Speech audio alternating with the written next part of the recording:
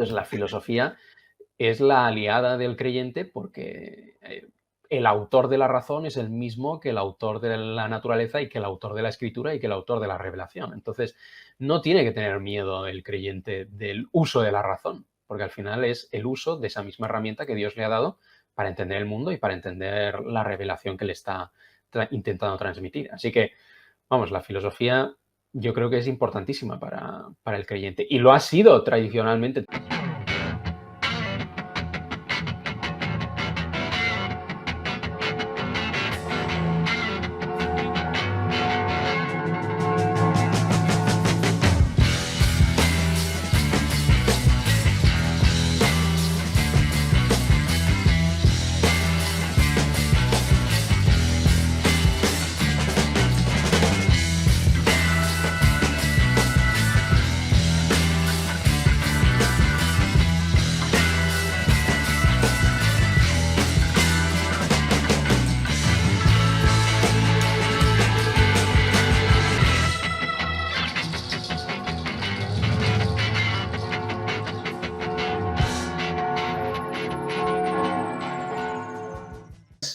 ¿Por qué, Enrique, sería importante que un creyente teísta, independientemente de su cosmovisión religiosa particular, por qué es importante que sepa y aprenda cuestiones, por lo menos básicas, de filosofía?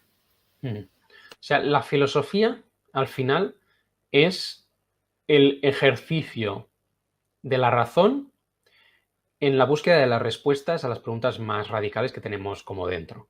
Y la razón, desde el punto de vista del creyente, es un don de Dios, ¿no? O sea, Dios nos ha dado la razón no para que no la usemos, sino al contrario, para que la usemos y para que podamos evaluar la fe desde una perspectiva también racional y razonable, ¿no? Entonces, esto es algo que decía Chesterton, por ejemplo. Él decía, cuando yo voy a la iglesia me quito el sombrero, pero no me quito el cerebro, ¿no? Entonces, la razón Dios nos la ha dado para usarla y para usarla a fondo en estas preguntas que nos ha puesto Él mismo también en el corazón. Y eso al final es lo que la filosofía hace. Entonces, la filosofía es la aliada del creyente porque el autor de la razón es el mismo que el autor de la naturaleza y que el autor de la escritura y que el autor de la revelación. Entonces, no tiene que tener miedo el creyente del uso de la razón, porque al final es el uso de esa misma herramienta que Dios le ha dado para entender el mundo y para entender la revelación que le está intentando transmitir. Así que, vamos, la filosofía yo creo que es importantísima para el creyente y lo ha sido tradicionalmente en toda la historia del cristianismo. Ha tenido un papel súper central. Sí, totalmente. Es que te hacía esta pregunta precisamente, mi hermano, porque bueno, uno ve que la persona que, por ejemplo, se empieza a interesar en temas como la apologética, necesariamente conoce un poco de filosofía, le gusta, sabe para qué sirve, sabe cómo utilizarla dentro del campo teológico y todo, ¿cierto? Pero también hay creyentes y hay cristianos, hermano, con muy buenas intenciones y todo esto, pero que a veces piensan que la filosofía está tan lejos porque lo que conocen de filosofía ha sido, por ejemplo, ese profesor de colegio que era ateo o ese ateo universitario que llega con las cuestiones filosóficas trascendentales de Marx, de Kant. Entonces, desconociendo, por ejemplo, muchas veces a un Santo Tomás de Aquino. Entonces, por eso lo preguntaba, ¿por qué es importante que el creyente precisamente se forme también un poco, así sea de manera básica, en filosofía? Porque también hay personas que conocen de filosofía, pero están en el campo contrario, ¿cierto?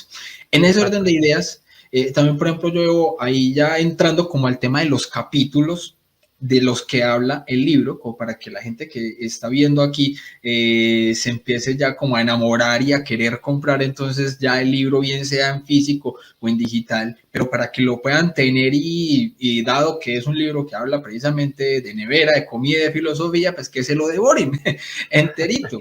Y en ese orden de ideas, hermano, con base en el capítulo número 1, filosofía. ¿Qué es? ¿Se come? Y como bien decía ahí, es un océano de preguntas. Entonces, ahí viene esta cuestión básicamente con el capítulo 1, hermano. ¿Es imposible estar sin filosofía?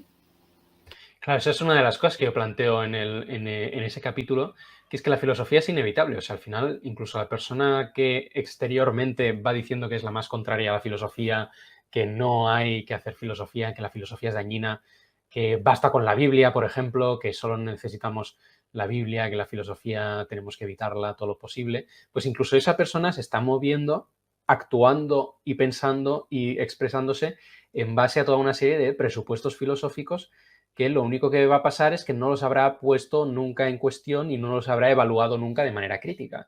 Entonces, por eso la única alternativa a hacer filosofía es estar viviendo según una filosofía completamente inconsciente y que no hayas puesto a examen y que será la filosofía que otras personas hayan conseguido como poner de moda en el momento y el lugar histórico que le haya tocado vivir a cada uno. Entonces, ya que no podemos no estar sin filosofía, pues qué mejor que intentar nosotros desenvolvernos en ella lo mejor posible. Totalmente, hermano, eso que dices es muy cierto porque si uno mismo no empieza a formarse un poco en filosofía, la única filosofía que va a tener es la filosofía que ya hizo otro. Entonces, si es la filosofía que ya hizo otro, muchas veces son las ideas a veces sesgadas de otro. Por ejemplo, yo llegué al ateísmo básicamente por eso, por un profesor de filosofía en el colegio ateo.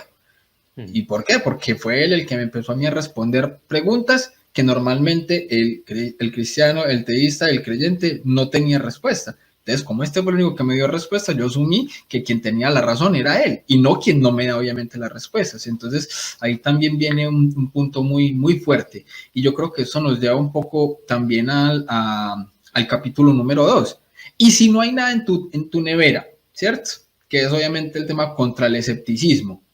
Y yo cuando empecé a ver esta parte, yo empecé a ver, bueno, y si la nevera es el cerebro, no sé si de pronto en algún momento se dirá eso, pero yo lo veía como así, ok, ¿será que es que la nevera es el cerebro? Porque entonces o hay o no hay, ¿qué comida tengo yo aquí? ¿De qué manera la tengo organizada? ¿Cierto? Y en ese orden de ideas viene entonces el tema de la duda, como se plantea en el capítulo 2, ¿cierto? Enrique, ¿cuál es el límite sano de la duda? Es decir, hay personas que prefieren no dudar de nada y aceptarlo todo como venga, ¿cierto? Bien sea el ateo que simplemente dice yo solamente creo en la ciencia, entonces lo que me diga la ciencia es el absoluto punto aparte y se acabó, o por ejemplo el fideísta que simplemente porque lo dijo la Biblia de manera literal, o el hermano separado que porque lo dijo el pastor entonces esto es así, o porque hay incluso sacerdotes quizás hasta a veces mal formados, hermano, dicen el infierno no existe y presuponen muchas cosas, entonces yo tengo que aceptarlo todo, ¿cierto? O dudar de nada o dudar de todo. ¿Cuál es el límite sano de la duda para llegar a un puerto objetivo? Sí, eso es lo que intento justamente determinar en ese segundo capítulo, porque, o sea, yo tenía como muy claro que el segundo capítulo tenía que abordar el escepticismo como de frente, porque yo digamos, en mis estudios me he encontrado muchas veces teniendo conversaciones de lo más absurdas, ¿no? O sea, me acuerdo de estar discutiendo con un amigo que me decía que él solamente estaba seguro de su propia existencia, que no podía estar realmente seguro de que yo existiera, ¿no? Y yo intentando convencerle de lo contrario y obviamente pues no lo conseguía, ¿no? O sea, cosas como muy absurdas. O sea, yo he tenido discusiones muy absurdas. Entonces, yo creo que eso nace de un escepticismo descontrolado, de un paradigma filosófico según el cual la filosofía consiste en dudar de todo, quizás, o en exigir una certeza absoluta acerca de todas las cosas, etcétera. Entonces, yo creo que eso es un método completamente erróneo que no te lleva a ninguna parte, o sea, que al final lo único que te lleva es a que no puedes estar realmente seguro de nada, ¿no? Y entonces lo que intento es plantear que no hay que ir por ese camino, que ese camino no te lleva a ninguna parte y que por tanto lo que tenemos que hacer como filósofos es partir de una base de sentido común. Y por sentido común a lo que yo me refiero es a todas esas cosas que damos por supuestas cuando no estamos haciendo filosofía. Por ejemplo, Descartes. Todos sabemos que Descartes en su primera meditación se pone a dudar de absolutamente todas las cosas, de los sentidos del mundo exterior, se pone a dudar de que si tiene cuerpo, que cree que seguramente no tiene cuerpo, se pone a dudar de las verdades matemáticas, etcétera. Entonces termina la meditación diciendo y estoy sumido en la más absoluta oscuridad, no estoy seguro ya de nada, no sé qué hacer. punto final de la primera meditación, se levanta de la silla, se va a meter un bistec entre pecho y espalda y se va a dormir, se tapa porque tiene mucho frío, ¿no? Entonces, como que deja de hacer filosofía y de nuevo vuelven todas las certezas de la vida ordinaria y del sentido común, ¿no? Entonces, yo lo que planteo es que en lugar de empezar la filosofía por la duda, vamos a empezar la filosofía por esas cosas que en nuestra vida ordinaria ya sabemos que son verdad. Entonces, yo ya sé en mi vida ordinaria que no solamente existo yo, que existen mis familiares, que yo no soy la primera persona que se hace estas preguntas, que yo no soy lo único que existe en el mundo, etcétera, etcétera. Entonces, si todas estas cosas ya las sé y ya las conozco en mi experiencia, ¿por qué las voy a desechar en mi filosofía? Al contrario, voy a hacer que mi filosofía parta de ellas y las intente explicar y esclarecer lo máximo posible, ¿no? Entonces, eso es lo que planteo. Claro, eso al final es tener una actitud en la que sí, hay algunas cosas de las que hay que dudar y de las que vale la pena dudar, pero hay que saber reconocer también aquellas de las que no vale la pena dudar, porque es que si te pones a dudar de ellas, no vas a poder salir de esa duda. Esa duda se convierte en un laberinto que no tiene salida, ¿no? Entonces, eso es un poco lo que intento plantear. O sea, al final hay que como intentar balancear dos deseos, ¿no? O sea, tenemos el deseo de conocer la verdad. Entonces, si lo aceptáramos absolutamente todo, pues sí, conoceríamos todas las verdades, pero también aceptaríamos todos los errores. Pero también tenemos el deseo de evitar el error en la medida de lo posible, ¿no? Pero claro, si lo rechazamos todo, sí, no nos vamos a creer ningún error, pero tampoco vamos a conocer ninguna verdad, ¿no?